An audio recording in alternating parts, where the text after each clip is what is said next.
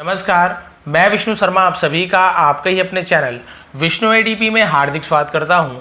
और आज मैं लेकर आया बहुत ही अच्छी मोरल स्टोरी जो आपको ज़रूर पसंद आएगी। वैसे तो ये स्टोरी नहीं कहेंगे, ये ऐसे हुआ है एक्चुअल में, लेकिन हम इसे स्टोरी के रूप में आज पढ़ेंगे और बहुत ही अच्छी है, आपको ज़रूर पसंद आएगी। नए नए वर्ड्स की मीनिंग जानने को मिलेगा, ग्रामेटिकल पोर्शन भी हम कवर करने वाले हैं। तो सबसे पहले देखते हैं स्टोरी का टाइटल क्या है। टाइटल है the strange condition of the feast. अब यहाँ पे 3-4 आपको यहीं पे मीनिंग वर्ड मिलने वाले हैं, इंपॉर्टेंट वर्ड्स मिलने वाले हैं। सबसे पहले है स्ट्रेंज, ठीक है। द स्ट्रेंज यानी होती है अजीब, अजीबो गरीब को हम स्ट्रेंज कहते हैं, अजीब। कंडीशन, कंडीशन यानी स्थिति या फिर शर्त, शर्त को भी कंडीशन कहा जाता है। तो क्या हो गया, अजीब शर्त ऑफ यानी कि द फीस्ट। तो फीस्ट का मतलब क्या होता है, दावत, ठीक है। मैं बिल्कुल शुद्ध हिंदी में इसे नहीं बोल रहा हूँ कि बहुत से लोग उर्दू भाषी मेरे सब्सक्राइबर्स भी हैं, तो वो लोग कहते हैं सर एकदम शुद्ध हिंदी मत बोलिए, ऐसे बोलिए कि दोनों को समझ आ जाए। तो इस प्रकार का वर्ड का यूज़ मैं करूँगा। तो यहाँ पे इसका मतलब क्या हो गया, देखिए, कंडीशन यानी शर्त होता है, स्ट्रेंज यानी अजीब, फिश यानी दावत, या फिर जिसे हम हिंदी में भोज बोलते हैं ना, प्रीति भोज, भोज, उसे हम दावत कहते हैं। तो इसका पूरा मतलब क्या हुआ, दावत की अजीब शर्त, यानी जो दावत रखी गई उसकी अजीब शर्त थी कि आपको इस प्रकार से खाना है, कैसे खाना है। ये स्टोरी है, आपको बहुत ही पसंद आएगी। ये महाभारत के समय की स्टोरी है। तो चलिए देखते हैं कौन कौन से नए वर्ड सीखने को मिल रहे हैं और ट्रांसलेशन। सबसे पहला sentence, this is the story of the Kauravas and Pandavas, ठीक है। यह एक कहानी है, दिस इज द स्टोरी यानी यह एक कहानी है। कौरवास यानी कौरवों की और पांडवास यानी पांडवों की। फ्रॉम द महाभारत, फ्रॉम यानी से, द महाभारत यानी महाभारत से। तो पूरा सेंटेंस का मतलब क्या हुआ, यह महाभारत से कौरव और पांडवों की कहानी है। आगे पीछे करके आप उसे सही कर सकते हैं, correction. The Kauravas were the 100 sons of the reigning blind king, ठीक है। अब इसका मतलब क्या होगा, द कौरवास यानी कौरव, वर यानी थे, द 100 sons यानी 100 बेटे थे, ठीक है, ऑफ। हम इसे क्या पढ़ते हैं, हम इसे पढ़ते हैं रेनिंग, ठीक है। हम इसे रेनिंग पढ़ेंगे, जी साइलेंट होगा, रेनिंग। रेनिंग का मतलब क्या होता है, ये बारिश वाली रेनिंग नहीं है, रेनिंग यानी राज्य करने वाला, शासन करने वाला, इसे रेनिंग कहते हैं, ठीक है। स्टार्ट में शायद गलत उच्चारण हो गया था, रेनिंग पढ़ते हैं। ब्लाइंड किंग यानी अंधे राजा का। तो पूरा सेंटेंस का मतलब क्या होगा कि कौरव अंधे राजा के, जो राज्य करने वाले अंधे राजा थे, उसके 100 बेटे थे। कौरव के बेटे 100 बेटे थे। धृतराष्ट्र यानी धृतराष्ट्र राजा जो थे, उसके 100 बेटे थे Kaurava. While the Pandavas, while यानी जबकि, द पांडवास पांडव, वर यानी थे, the 5 sons of the Pandu, the 5 sons यानी 5 बेटे, ऑफ पांडु, पांडु के 5 बेटे थे। और पांडु कौन था, धृतराष्ट्रास यंगर ब्रदर, यंगर ब्रदर यानी होता है छोटा भाई, धृतराष्ट्र के छोटे भाई, अपॉस्ट्रोफी लगाना काकी के, धृतराष्ट्र के छोटे भाई थे पांडु, उसके 5 बेटे थे जिसे पांडव कहा जाता है। तो क्लियर हो गया, कौरव कौन थे, 100, धृतराष्ट्र के 100 बेटे थे, और पांडव कौन थे, पांडु के 5 बेटे थे। अब क्या हुआ, the Pandavas lived in the forest. तो जो पांडव थे, लिव्ड यानी रहते थे, इन द फॉरेस्ट यानी जंगल में, विद देयर फादर, विथ यानी साथ में, देयर फादर यानी उनके पिता के साथ, पांडु है ना, पांडु पिता के साथ रहते थे। एंड देयर मदर, और उनकी माँ के साथ। अब देयर यानी उनकी या फिर अपनी भी बोल सकते हैं, अपने पिता पांडु और अपनी माँ कुंती के साथ रहते थे, ऐसे बोल सकते हैं।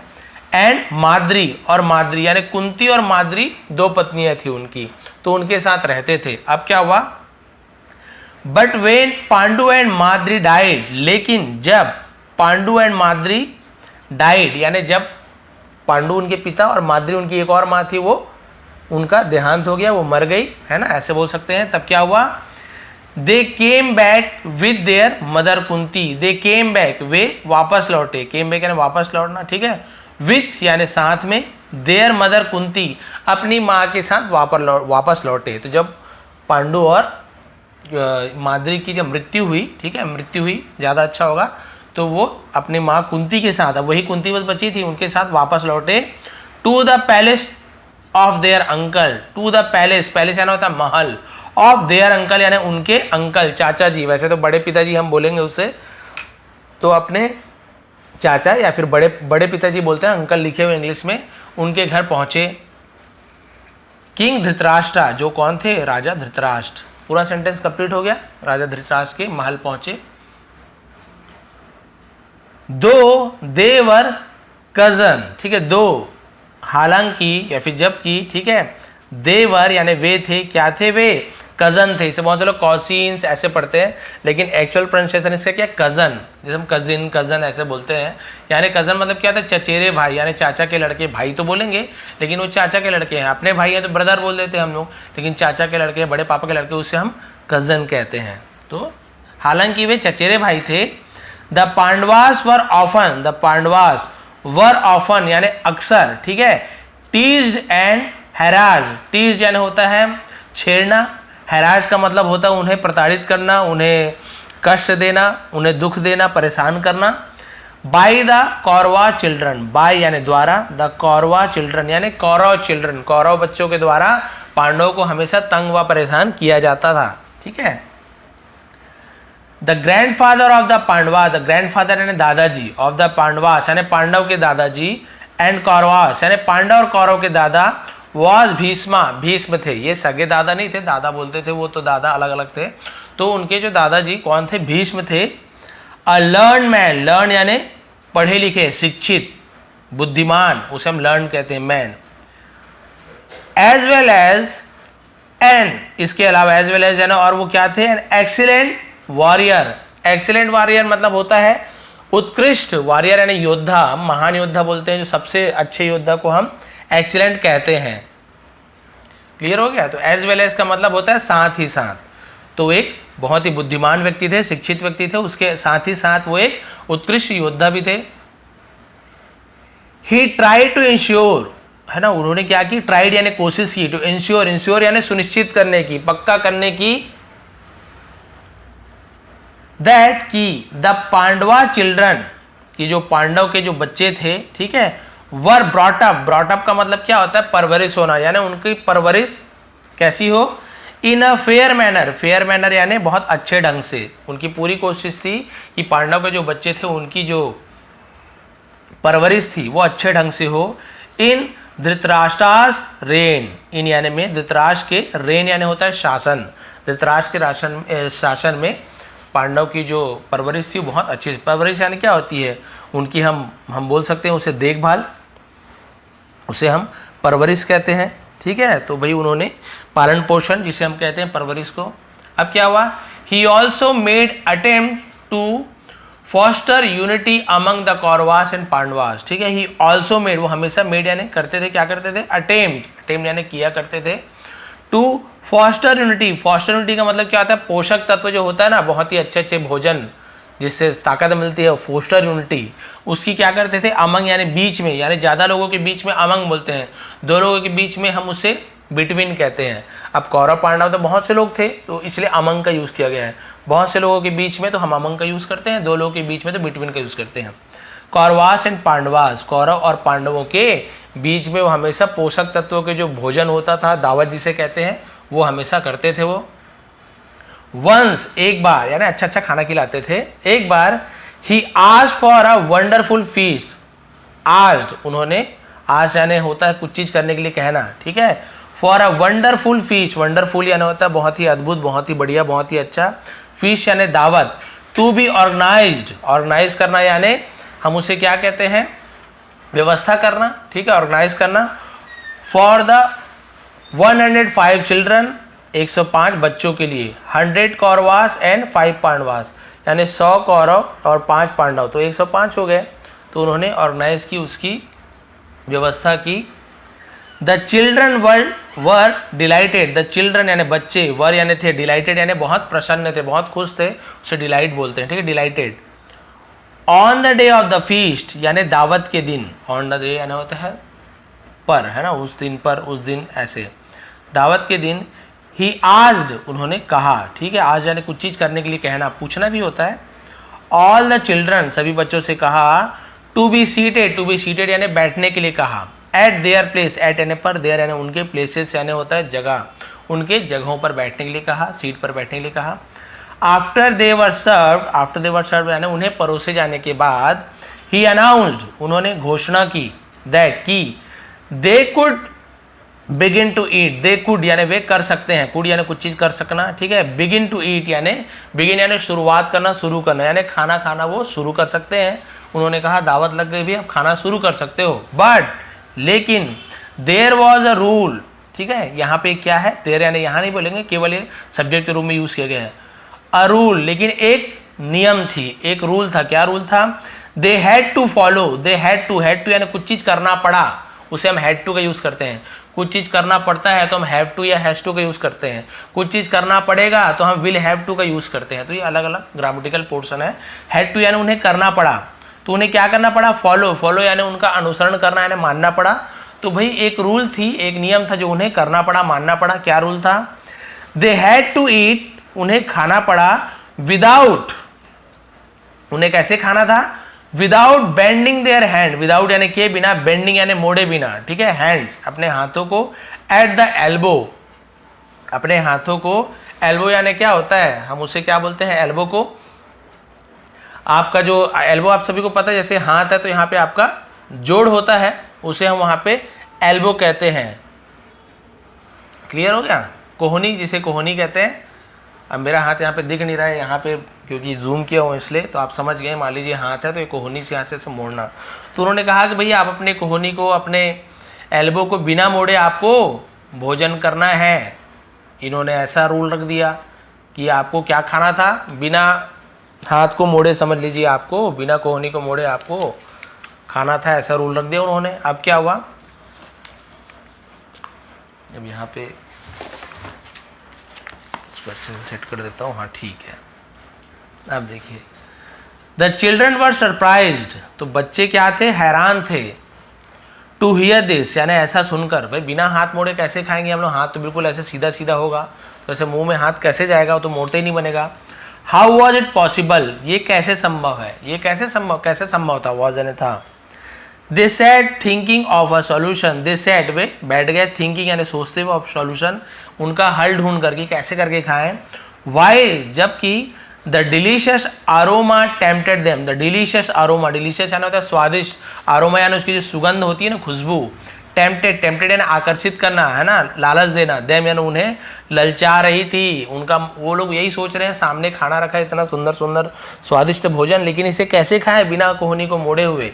अब वो लोग ये सोच में पड़ गए। मेनी ऑफ द चिल्ड्रन यानी बहुत से बच्चे, ठीक है, tried to throw the food, tried यानी कोशिश की, थ्रो द फूड यानी खाने को ऐसे फेंक कर, इन द एयर यानी हवा में फेंक कर, and catch in their mouths, और अपने मुंह में कैच लेने की कोशिश की। यानी उन्होंने हाथ को बिल्कुल सीधा रखा और भोजन को ऐसे फेंक के कैच लेने की कोशिश की मुंह में, कि भाई फेंक फेंक के खाने की कोशिश करते हैं। बट टू नो अवेल, लेकिन वो क्या था? वो ऐसे नहीं कर पाए, वो ऐसे प्राप्त नहीं कर पाए, इसका फायदा नहीं उठा पाए, ठीक है। तो अवेल का मतलब होता है लाभ उठाना, फायदा करना, उपयोग में आना, लेकिन कोई उसका उपयोग नहीं हो पाया, फायदा नहीं उठा पाए।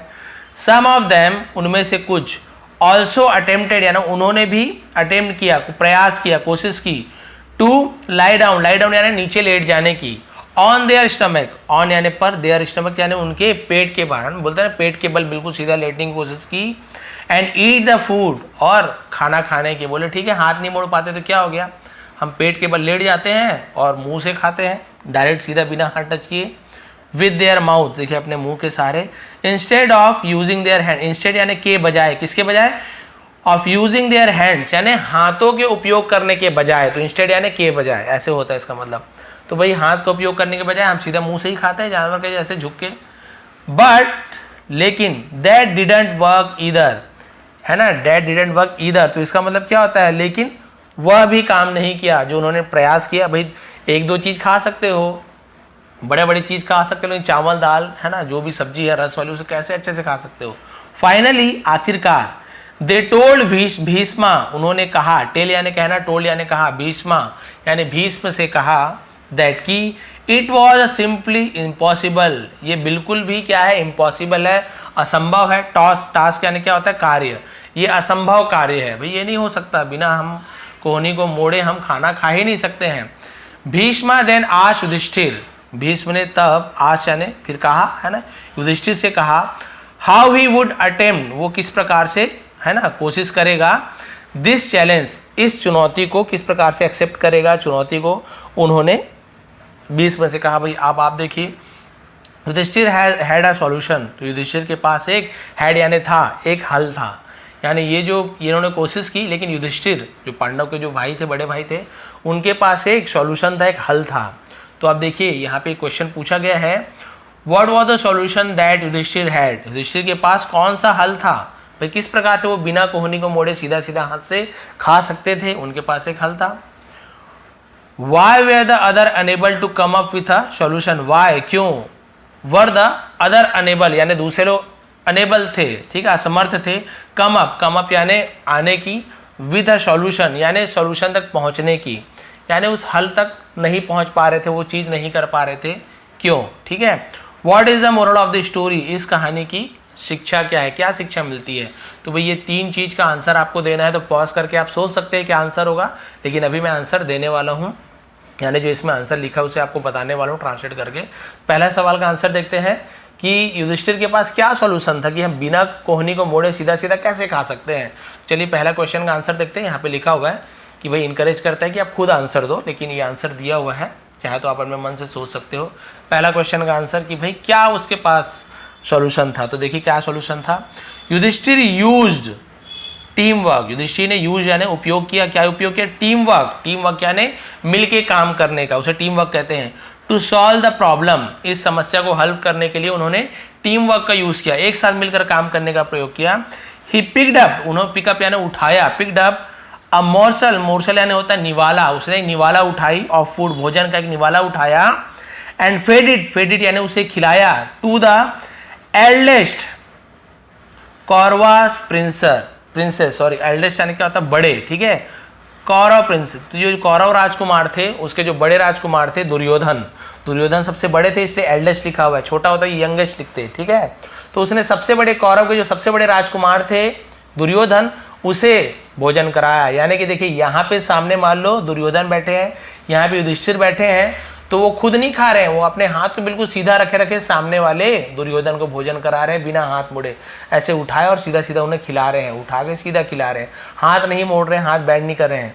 Without bending his hand at the elbow, without bending बिना मोड़े, ठीक है, अपने हाथ को एट द एल्बो यानी अपने कोहनी पर से बिना कोहनी मोड़े सीधा सीधा सामने वाले को खिला रहे हैं। युधिष्ठिर सेड दैट, युधिष्ठिर ने कहा, इफ दे ऑल, इफ यानी यदि, they all fed each other, ठीक है, कि वो क्या करे, सभी कोई एक दूसरे को खिलाए। All of them would be able to eat without bending their elbow, उन्होंने कहा कि यदि आप लोग एक दूसरे को खिलाते हो, अपने सामने वाले को बिना बेंड के ऐसे खिलाते हो, तो आप लोग एक दूसरे को आसानी से भोजन करा सकते हो बिना अपने कोहनी को मोड़े, ठीक है। All it required was team work, और इस सब के लिए क्या जरूरत है, टीम वर्क की जरूरत है, इसके लिए एक साथ काम करने की जरूरत है। आप लोग मिलके, अपने लिए मत सोचो कि मुझे खाना है, आप ये सोचिए आपको तो भोजन मिलेगा ही, लेकिन आप खुद नहीं खाना, आपको सामने वाले को खिलाना है, वो आपको खिलाएगा बिना कोहनी को मोड़े, आप उसे बिना कोहनी मोड़े खिलाइए, कोहनी मुड़ेगा भी नहीं और आप भोजन भी कर सकते हैं। दूसरा क्वेश्चन क्या था कि बाकी लोग सॉल्यूशन तक क्यों नहीं पहुंच पा रहे थे, तो उसका आंसर है ईच ऑफ द अदर, यानी बाकी जो दूसरे बच्चे थे, थॉट उन्होंने सोचा, ओनली सिर्फ, about satisfying their own hunger, ठीक है। तो उन्होंने क्या किया, अबाउट यानी के बारे में, किसके बारे में, सेटिस्फाइंग यानी संतुष्ट करने के बारे में, देयर यानी उनके, ओन हंगर, ओन यानी होता है खुद का, स्वयं की भूख, यानी अपनी खुद की भूख को मिटाने के बारे में सोचा। उन्होंने ये नहीं सोचा कि हम दूसरे को कैसे हम उसकी भूख मिटाएं, केवल अपने बारे में सोचा कि मैं अपनी भूख कैसे मिटाऊं, मैं कैसे खाऊं। Thus, इस प्रकार they were unable to come up with any solution, वे क्या थे, असमर्थ थे किसी भी हल के पास पहुंचने में, किसी भी हल तक पहुंचने में वो असमर्थ थे, वो नहीं पहुंच पाए, क्योंकि उन्होंने केवल अपनी भूख के बारे में सोचा। उन्होंने ये नहीं सोचा कि हम दूसरों की भूख कैसे मिटाएं, सामने उन्हें बिना हाथ को मोड़े कैसे खिलाएं। तीसरा क्वेश्चन क्या था, what is the moral of the story, तो भाई इस स्टोरी से क्या शिक्षा मिलती है, तो देखिए, थ्रू टीम वर्क यानी टीम वर्क के द्वारा, थ्रू यानी के द्वारा, है ना, ठीक है, मिलकर काम करने के द्वारा, टीम वर्क के द्वारा, सीमिंगली इम्पॉसिबल, सीमिंगली यानी लगने वाला, दिखने वाला, इम्पॉसिबल प्रॉब्लम, असंभव समस्या, कैन ऑल्सो बी सॉल्व, यानी उसे हल किया जा सकता है। तो पूरा सेंटेंस का मतलब क्या है, टीम वर्क से असंभव लगने वाले समस्या को भी सुलझाया जा सकता है। जो काम आपको लग रहा है कि काम नहीं हो सकता, यदि मिल के आप करोगे तो वो काम भी आराम से किया जा सकता है, आसानी से किया जा सकता है। तो भाई स्टोरी की मोरल थी। तो आपको समझ आ गया कि उन्होंने कहा था कि भाई आप बिना आपके कोहनी को मोड़े सीधा सीधा हाथ को रखे आपको खाना खाना है, तो नहीं खा पा रहे थे। कई लोग भोजन को फेंक के कैच कर रहे थे, नहीं हुआ। लेट के खाए, नहीं हुआ। लेकिन युधिष्ठिर ने अपना दिमाग लगाया, उन्होंने बोला टीम वर्क से बनेगा। आप लोग आमने सामने ऐसे सब कुछ बैठ जाइए और एक दूसरे को बिना हाथ को मोड़े सीधा ये उसे खिलाएगा, ये उसे खिलाएगा, ये उसे खिलाएगा, इस प्रकार से बिना हाथ को मोड़े सीधा एक दूसरे को खिलाइए। और जो शर्त था, ठीक है, जो दावत की अजीब शर्त थी वो इस प्रकार से पूरी हुई। और जो टाइटल था the strange condition of the feast, दावत की अजीब शर्त, इसे उन्होंने पूरा किया। इसलिए कहा गया भाई बुद्धि का उपयोग कीजिए। तो इस प्रकार से इसलिए वो महान राजा हुए। तो यदि आपको थोड़ी भी पसंद आई स्टोरी तो प्लीज़ लाइक करेंगे, शेयर करेंगे। आप सभी का बहुत बहुत धन्यवाद। आपका दिन शुभ रहे। चैनल पे नए हैं तो प्लीज़ सब्सक्राइब कीजिए, बेल आइकन को दबाइए, ऑल को प्रेस कीजिए ताकि आने वाली सभी वीडियो का नोटिफिकेशन सबसे पहले आप तक पहुंच सके। एक बार फिर आप सभी का बहुत बहुत धन्यवाद। आपका दिन शुभ रहे।